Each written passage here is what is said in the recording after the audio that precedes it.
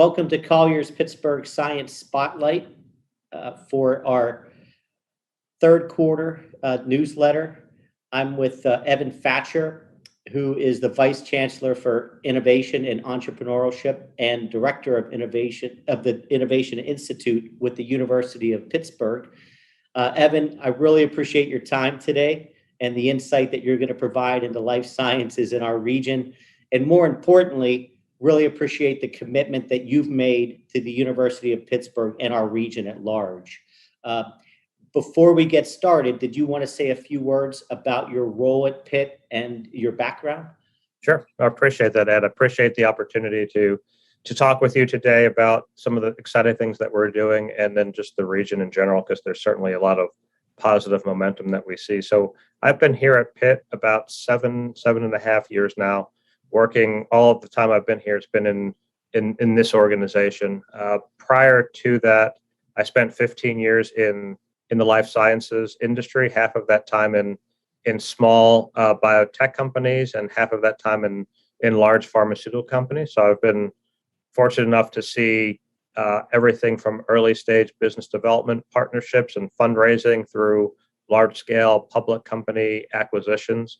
And I've run businesses or business units and had the good fortune of getting products launched out to market from a global perspective. So we're trying to bring a lot of that flavor into the university, which is really why I came to Pitt not too long ago at this point. Right. That's great. Yeah, we appreciate that. And in terms of University of Pittsburgh and your role there, what are ways that the university and perhaps the region, what ways are we enticing life sciences companies into our region, and what can we do to retain them once they're Sure. here?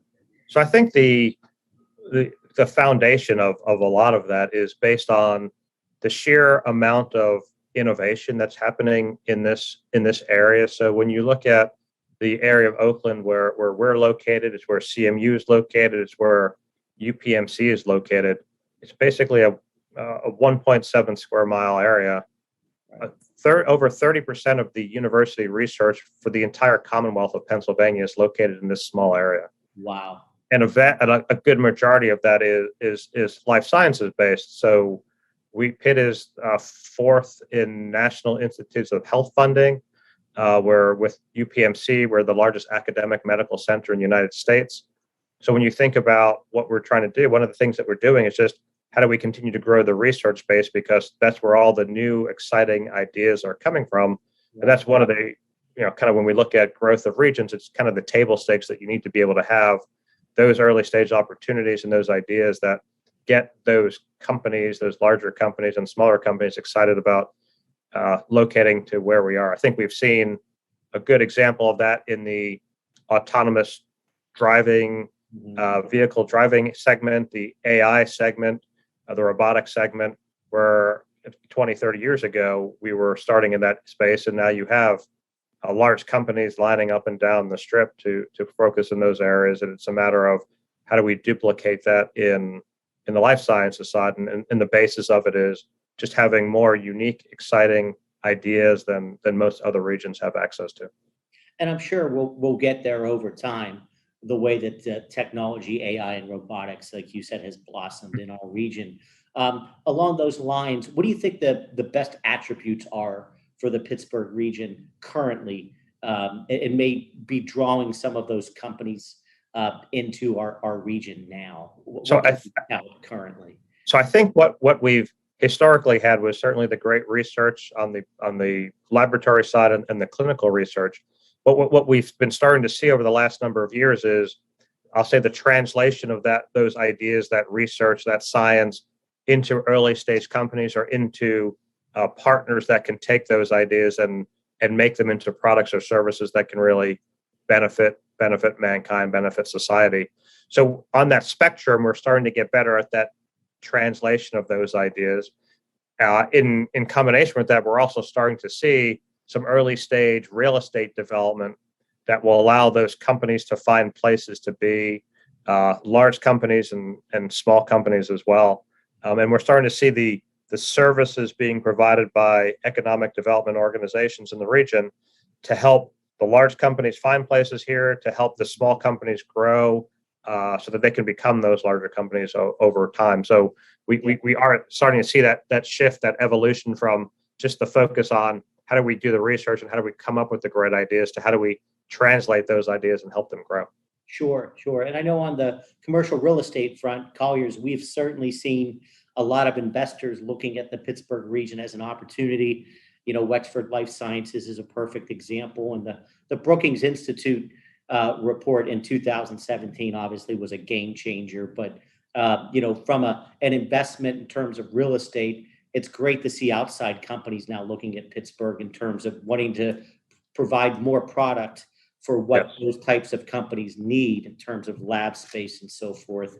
Well, I mean, I think just to add to that, I can mention another life sciences or development organization, CBRE. They did a report in 2020 that labeled Pittsburgh as the top emerging life sciences cluster in the U.S. So It's not just us saying it or people that are connected to us. You have these other third-party organizations that are labeling the region as one of the fastest growing, the most emergent life sciences region in the U.S. So I think we're moving in the right direction, and being on the ground, I certainly get the feel that a lot has changed over my 7 years here. There's a lot changed over the last few years versus the first few. Yeah, no question about it. I know my partner Paul Horn and I are representing South Duval, who's just outside of the DC area, and they're looking at making some investments here, and we're working with the Pittsburgh Regional Alliance and others to be able to find a good location for them. So it's exciting. Conversely, then, the business cliche is that challenges also present opportunities.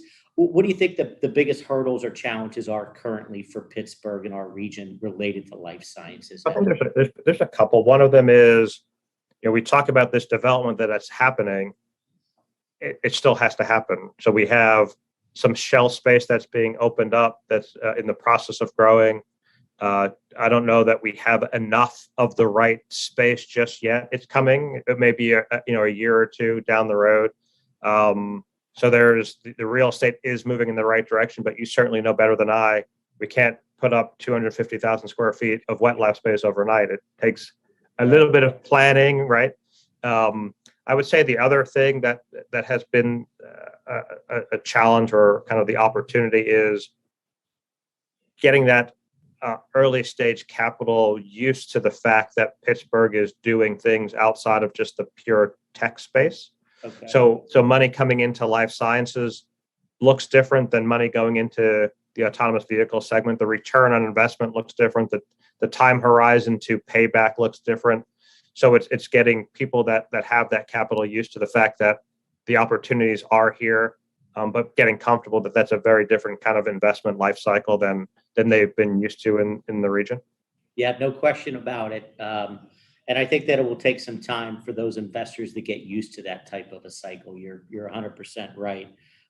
In terms of federal funding, based upon the strong reputation that the University of Pittsburgh has, going all the way back to the polio vaccination that was developed by Jonas Salk. How do you see it playing out over the next 3 years related to the federal funding that we're able to procure here? So we've been fortunate that at Pitt, our slice of federal funding is going up and up. I think we announced at our last, the chancellor announced at the last public board meeting that we're expected to cross the $900 million mark of research expenses coming in this fiscal year. So our numbers have been growing and growing year after year. I think from a total federal funding perspective, we're in the top 15 of all universities, top 10 of all the universities in the U.S. So our outlook is bullish for the work that we do. We've had a long history now of being able to continually grow that research base, and currently I don't have a prediction that has it going in the other way.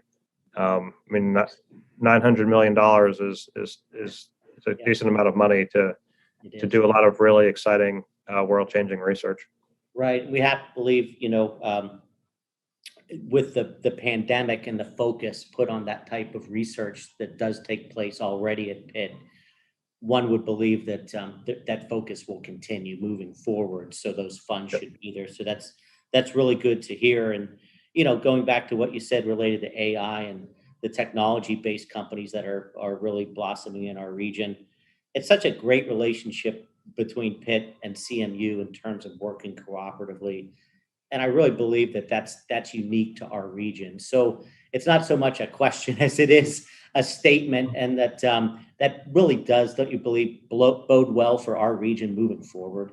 Yes, I think one of the most unique things that I've seen here is this spirit of collaboration. So certainly Pitt and CMU, for those of you that aren't in the region, the campuses are basically connected. You can walk from one to the other. That's how close we are. But the spirit of collaboration is all around most of the businesses, most of the foundations, most of the nonprofits, the for-profit companies in Pittsburgh. It is very unique, I think, compared to other regions where we can get together and have the support of the foundations, of the nonprofits, of the big companies, of the healthcare systems. Getting those leadership teams together to rally around an issue has been something that has been remarkably straightforward to do, and it typically ends up with very powerful results. So I think that's one of the hallmarks of our region is the collaboration that we see. Again, we started this off by talking about between Pitt and CMU, and that it really extends to folks outside of the academic landscape as well. Yeah, no question. So again, Ed Lawrence with Colliers, and Evan Facher with University of Pittsburgh. Really appreciate the insight that you've provided today with the Colliers Pittsburgh Science Spotlight. Is there anything else that you wanted to provide insight on, or your thoughts before we wrap up today? I think it's really just for people to keep an eye on the region as we continue to develop and grow. At Pitt, the number of new inventions that flow through my office is we're getting at least one new invention a day. So we average 360 plus inventions a year. Every day I wake up, come into the office, now that we're coming back into the office finally. And there's a new invention that comes in the door that may be something that is life-changing, world-changing.